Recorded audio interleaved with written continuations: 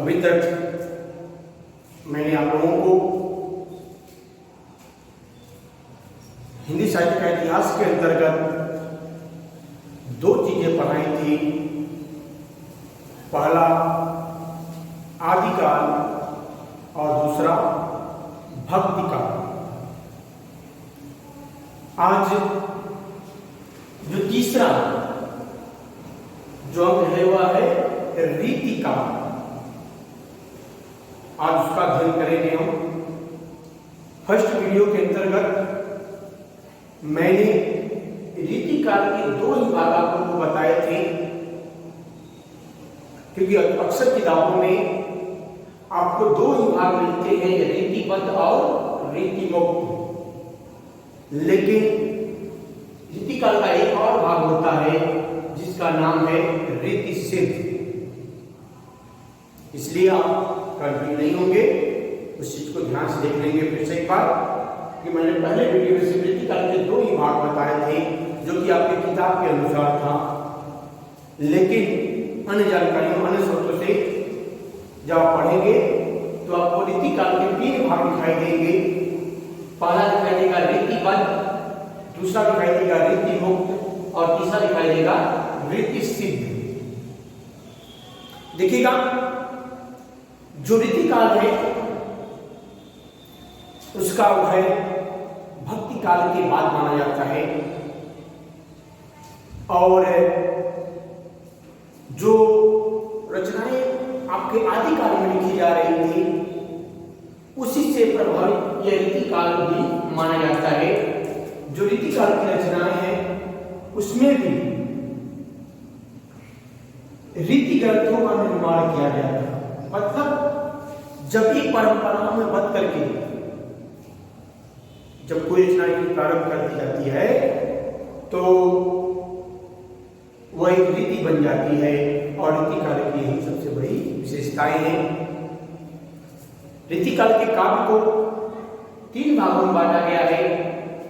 जानेंगे, पहला है रीतिबद्ध, मतलब ऐसी रचनाएं जो रीतियों में बंध करके लिखी गई है, जो अलंकार के नियमों का पालन करके, रस के नियमों का पालन, छंदों के नियमों का पालन करते हुए लिखी गई हैं, वे रचनाएं रीतिबद्ध रचनाएं कही गई हैं। दूसरा रीतिमुक्त, ऐसी रचनाएं जो रीतियों में बंध करके न लिखी गई हो, नए विचारों को बना करके रचनाएं जब लिखी गई हैं तो ऐसी रचनाओं को रीतिमुक्त रचनाएं कही गई। और कुछ ऐसे भी कवि हुए थे जो रीतियों में बद्ध हुए थे, रीतियों में से मुक्त हुए थे, ऐसे कवियों को रीति सिद्ध कवि कहा गया है। वैसे जो रीति सिद्ध कवि के पहले नाम आते हैं आपके बिहारी, जो कि रीति काल के सबसे प्रमुख कवि हैं। अगर पूछ दिया जाए कि रीति काल के सबसे प्रमुख कवि कौन है, तो पहला नाम आता है बिहारी का। तो इस बात को आप ध्यान जरूर देंगे। तो आप देखेंगे रीतिबद्ध के अंतर्गत मैंने कुछ कवि और उनकी रचनाएं भी लिखती हैं। आप कम से कम दो रचनाएं और उसके कवि के नाम जरूर याद रखेंगे, क्योंकि अक्सर परीक्षाओं में प्रश्न पूछा जाता है कि रीति काल के रीतिबद्ध दो कवियों के नाम, उनकी रचनाओं के नाम लिखिए। रीति काल के दो कवियों और उनकी रचनाओं के नाम लिखिए। उसी तरह रीतिमुक्त कवियों के नाम लिखिए, और उसी तरह रीति सिद्ध कवि दो कवियों के नाम और उनकी रचनाओं का उल्लेख करें। तो दो अगर रीतिबद्ध कवि कौन कौन से? केशवदास, आचार्य केशवदास, जो कि सबसे प्रमुख रीति काल कवि माने जाते हैं, रीतिबद्ध कवि माने जाते हैं। उनकी रचना है रामचंद्रिका, और बहुत सारी रचनाएं हैं, कवि प्रिया, रसिक प्रिया, ये सब केशवदास की रचनाएं हैं। और सबसे प्रमुख इनकी रचना है राम चंद्रिका, जिसे आप ध्यान दें। दूसरे रीतिबद्ध कवि हैं भूषण। दूसरे रीतिबद्ध कवि हैं भूषण, जिनकी रचना है शिवा बावनी। और तीसरे हैं पद्माकर, जिसकी रचना है गंगा लहरी। जो प्रमुख रचनाएं हैं मैंने उसी का नाम दिया है, अन्य रचनाओं के बारे में मैंने नहीं बताया। जो प्रमुख रचनाएं हैं उसी पर मैं चर्चा कर रहा हूं। अगले आएंगे रीति मुक्त। रीति मुक्त कवि के अंतर्गत सबसे प्रमुख आते हैं घनानंद। रीति मुक्त कवि के अंतर्गत आते हैं घनानंद, और उनकी रचना है सुजान सागर। रीति मुक्त कवि हैं घनानंद और इनकी रचना है सुजान सागर। और दूसरे कवि आते हैं बोधा, जिनकी रचना है इश्कनामा। जिनकी रचना है इश्कनामा। और तीसरे कवि आते हैं आलम, जिनकी रचना है सुदामा चरित। मैंने सब में 3 नाम दिए हैं, इसलिए इसमें भी 3 नाम है। एक ठाकुर भी इसमें है, फेमस है, लेकिन मैंने 3 नाम सबके दिए, इसलिए इसका भी 3 नाम दिया है आप लोगों के सामने। ठाकुर रचना है ठाकुर ठसक। अगर इसका चौथा नाम जाना चाहेंगे तो आते हैं ठाकुर जी की रचना है ठाकुर ठसक। और रीति सिद्ध कवि के अंदर आते हैं सबसे प्रमुख कवि, सबको दिया जाता है रीति सिद्ध।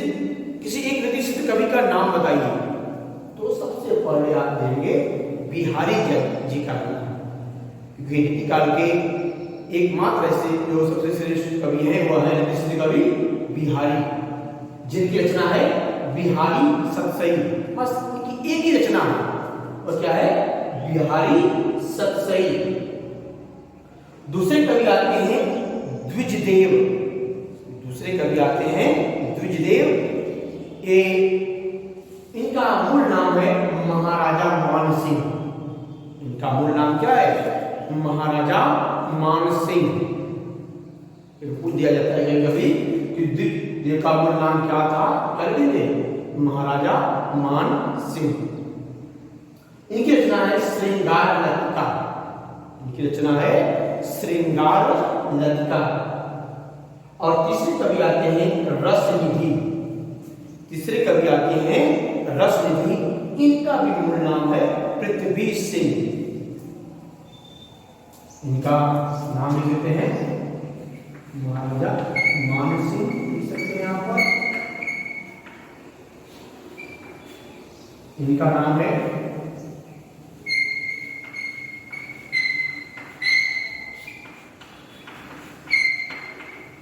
पृथ्वी सिंह।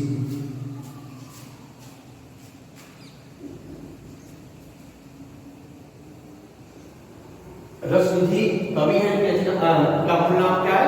पृथ्वी सिंह। और इनकी रचना है रतन हजारा।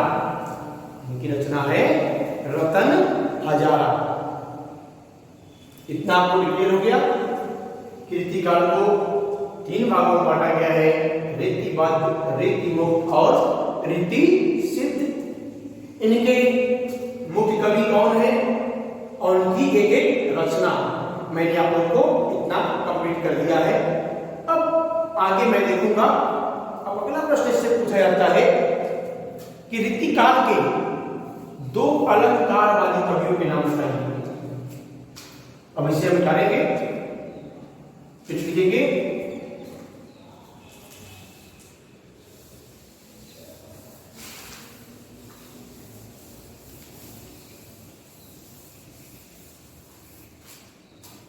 रीतिकाल के 2 अलंकारवादी कवि। प्रश्न करता है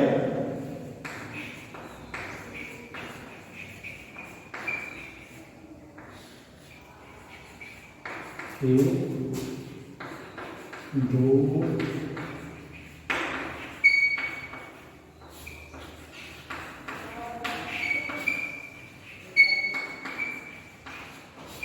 प्रश्न आ जाता है रीतिकाल के 2 अलंकारवादी कवि के नाम लिखिए। उसी तरह 2 रसवादी कवि।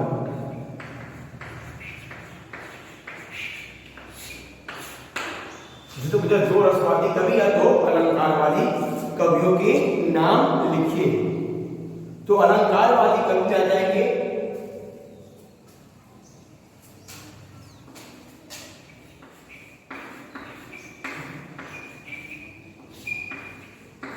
केशवदास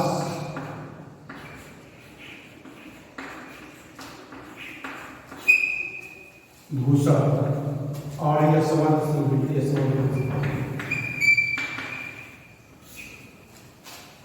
दो अलंकारवादी कवि के अंतर्गत लिखेंगे केशवदास भूषण और यशवंत। तीन नाम दिया है, अक्सर दो ही नाम पूछते हैं आप लोगों को। लिखेंगे केशवदास भूषण और यशवंत। अगर रसवादी कवि पूछे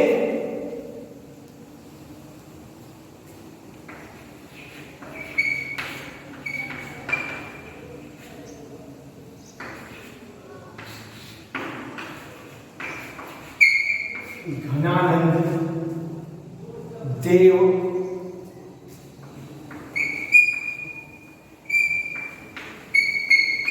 मतीराम।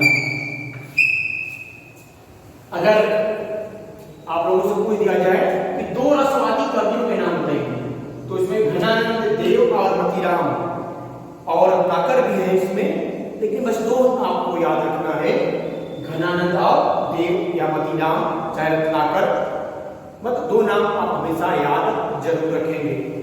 इन दोनों नाम को आप भूलने की कोशिश नहीं करेंगे। अब इतनी चीजें आपको बताने के बाद कुछ चीजें अभी भी रह जाती हैं। कुछ प्रश्न को देते हैं परीक्षा में अक्सर। एक प्रश्न कई बार परीक्षाओं में पूछा गया है, वह यह है कि रसखान, आप लोग नाम सुने होंगे,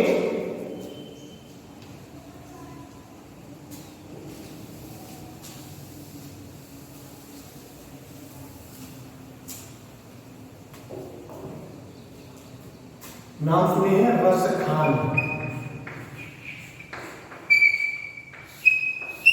रसखान कवि का मूल नाम क्या था? रसखान कवि का मूल नाम क्या था? वे किस काल के और किस भक्ति शाखा के कवि माने जाते हैं, या किस काल की किस शाखा के कवि माने जाते हैं? तो रसखान का मूल नाम था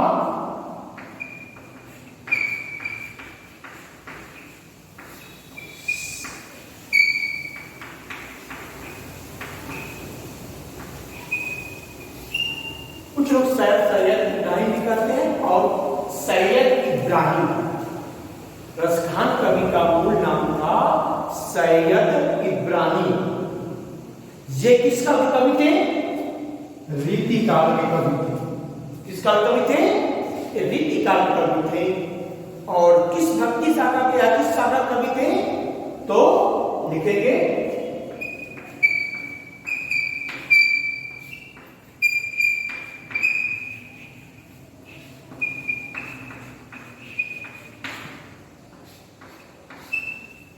भक्ति शाखा के कवि थे।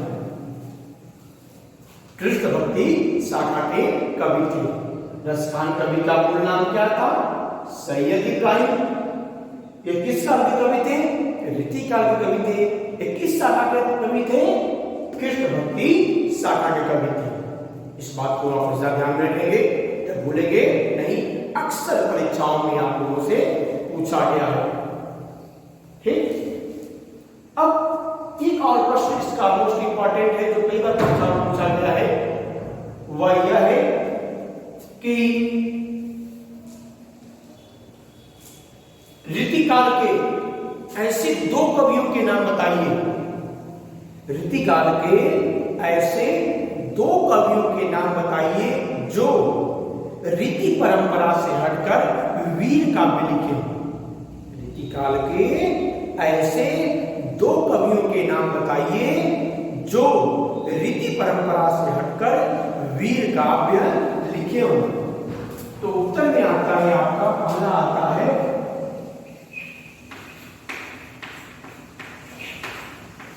भूषण और दूसरा आता है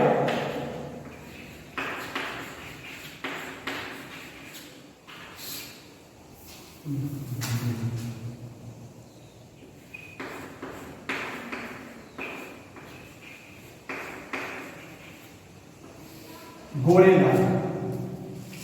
भूषण और गोरेलाल, और एक और सुदन भी है, एक और है सुदन।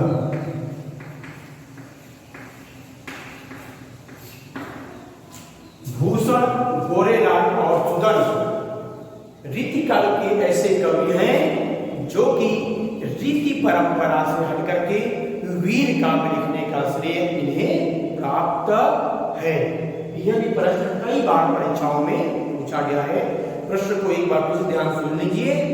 रीतिकाल के ऐसे दो कवियों के नाम बताइए जो कि रीति परंपरा से हटकर वीर काव्य लिखे हों। तो उत्तर में आएगा भूषण और गोरेलाल ऐसे दो कवि हैं जो कि रीति परंपरा से हटकर के वीर काव्य लिखे हैं। यह चीजें इतनी आपकी कंप्लीट कर दी गई हैं। अब कुछ चीजें बची हैं आप लोगों की, जैसे रीतिकाल की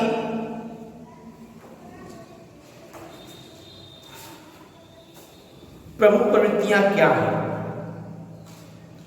प्रवृत्तियां या विशेषताएं, जो लास्ट टॉपिक आता है।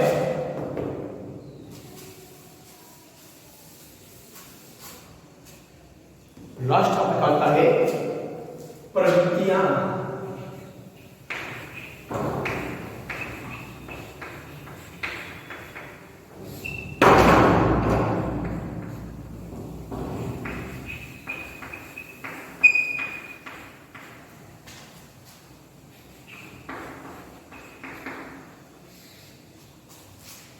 प्रवृत्तियां या विशेषताएं देखिएगा। इसकी सबसे पहली विशेषता है कि रीतिकाल में रीति ग्रंथों का निर्माण किया गया था। रीतिकाल में रीति ग्रंथों का निर्माण किया गया था। दूसरा, श्रृंगार की प्रमुखता। दूसरा है श्रृंगार की प्रमुखता। तीसरा, नारी के सौंदर्य का चित्रण। तीसरा है नारी के सौंदर्य का चित्रण। चौथा है काव्य भाषा के रूप में, काव्य भाषा के रूप में ब्रज भाषा की प्रतिष्ठा और व्यापक प्रसार। काव्य भाषा की रूप में ब्रज भाषा की प्रतिष्ठा और व्यापक प्रसार। अगला, सवैया और दोहा छंदों का प्रचुर प्रयोग। सवैया और दोहा छंदों का अधिक मात्रा में प्रयोग। और अगला है आश्रयदाताओं की प्रशंसा। जैसा कि आपने आदिकाल में पढ़ा था कि आदिकाल के जो कवि थे उन्होंने भी अपने आश्रयदाताओं की प्रशंसा किए थे। तो रीतिकाल के जो कवि थे वे भी आश्रयदाताओं के में रहते थे। और लास्ट है कला पक्ष की प्रधानता। ये सारी चीजें लास्ट है कला पक्ष की प्रधानता। इनका पक्ष सुन लीजिएगा। पहला, रीति ग्रंथों का निर्माण। दूसरा, श्रृंगार की प्रमुखता। तीसरा, नारी सौंदर्य का चित्रण। चौथा, काव्य भाषा के रूप में ब्रज भाषा की प्रतिष्ठा और प्रसार। पांचवा, सवैया और दोहा छंदों का प्रचुर प्रयोग। सवैया और दोहा छंदों का प्रचुर प्रयोग। सातवां, आश्रयदाताओं की प्रशंसा। और लास्ट है कला पक्ष की प्रधानता। ध्यान देंगे, देखिए दो चीजें आपको दिखाई देंगी। एक जो लास्ट में बताया आश्रयदाताओं की प्रधानता, आपने आदिकाल में पढ़ा होगा। और कला पक्ष की प्रधानता है, अभी आपने भक्ति काल में देखा होगा, उसमें भाव पक्ष को भी प्रमुख स्थान दिया गया था। लेकिन रीतिकाल में कला पक्ष को ही प्रमुख स्थान दिया, क्योंकि ये जो कवि थे वे अत्यधिक संस्कृत में शब्दों का प्रयोग करके अपने आप को एक आचार्य कवि कहलाना चाहते थे। अपने आप को श्रेष्ठ कवि कहलाने के चक्कर में इन्होंने अपनी कविताओं में संस्कृत के कुछ शब्दों का प्रयोग किया है और एक एक रचना में अनेकों अलंकारों को भर दिया है, जिससे कि इनकी रचना काफी फेमस हो जाती है। क्योंकि इस काल की रचनाओं में एक फेमस पंक्ति मानी जाती है, कहा जाता है देव न चाहिए कवि को विदाई पूछो केशव की कविताई, जो कि रति काल के सबसे बड़े अलंकार कवियों में से एक आचार्य केशवदास जी हैं। उनकी रचना एक लाइन कही गई है कि देव न चाहिए कवि को विदाई पूछो केशव की कविताई। अर्थात अगर कोई कवि अगर आपके घर किसी कविता का पाठ करता है और पाठ करने के बाद अगर आपसे विदाई की मांग करता है तो उससे बस एक ही पूछ लीजिए कि किसी केशवदास कविता का अर्थ पूछ लीजिए, न तो वो केशवदास कविता का अर्थ बताएगा न ही आपसे विदाई की मांग करेगा। मतलब इनका जो काव्य है वह बहुत कठिन है और उसी कठिन की वजह से ही केशवदास को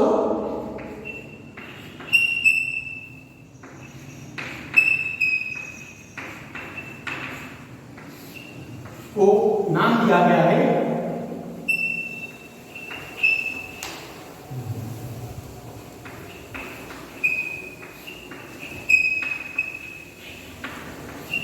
कठिन काव्य का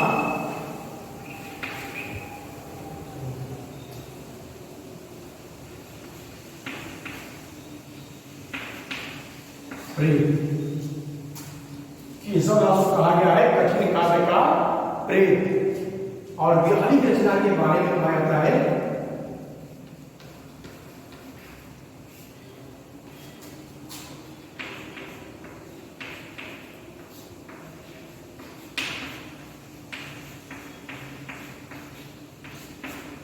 गागर में सागर। केशवदास के लिए प्रसिद्ध है कठिन काव्य का प्रेम और बिहारी के लिए कहा जाता है गागर में सागर, क्योंकि केशवदास की रचनाएं इतनी उत्कृष्ट हैं, इतने अधिक संस्कृतमय है कि एक आम जनमानस के बहुत से दूर हैं। और जो बिहारी रचनाएं हैं इन्होंने कम शब्दों में बहुत सारे चीजों को समाहित कर लिया, जैसे कि सतसैया के दोहरे जो नाव के तीर देखन में छोटन लगे घाव करे गंभीर। सतसैया के दोहरे जो नाव की तीर देखन में छोटन लगे घाव करे गंभीर। मतलब जो बिहारी सतसई के दोहे हैं वह देखने में तो बहुत छोटे हैं, लेकिन जब उसकी व्याख्या में उसके भाव में होते हैं तो उसका भाव काफी लंबा चौड़ा हो जाता है। इसलिए इनके गागर में सागर था, गगरी में इन्होंने पूरे सागर को ही उड़ेल करके भर दिया है। वैसे आज के लिए इतना काफी है। आज मैंने रीतिकाल के बारे में जितने भी प्रश्न आपकी परीक्षाओं में उठाए जाते हैं, पूछे जाते रहते हैं, करीब करीब सभी प्रश्नों को मैंने चर्चा कर दिया है।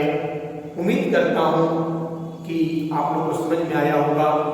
अगर समझ में आया होगा तो जो चीजें मैं बताया हूं उन सभी चीजों को आप लोग नोट्स बना करके तैयार रखेंगे कि ताकि अन्य आने वाली परीक्षाओं में आपको किसी भी परेशानी से गुजरना न पड़े। अब आज का क्लास इसी समाप्त किया जाएगा। जो अगला क्लास होगा जो होगा कि जो आधुनिक काल जो कि 1843 से लगातार चलता चला आ रहा है उस पर विशेष परिचर्चा की जाएगी, क्योंकि परीक्षाओं की दृष्टि से यह जो आधुनिक काल है वो भी बहुत प्रमुख स्थान रखता है। तो अगली क्लास में मैं आप लोगों को आधुनिक काल पर चर्चा करूंगा। तब तक के लिए आप लोगों को बताया गया है उसकी तैयारी अच्छी तरह से करें।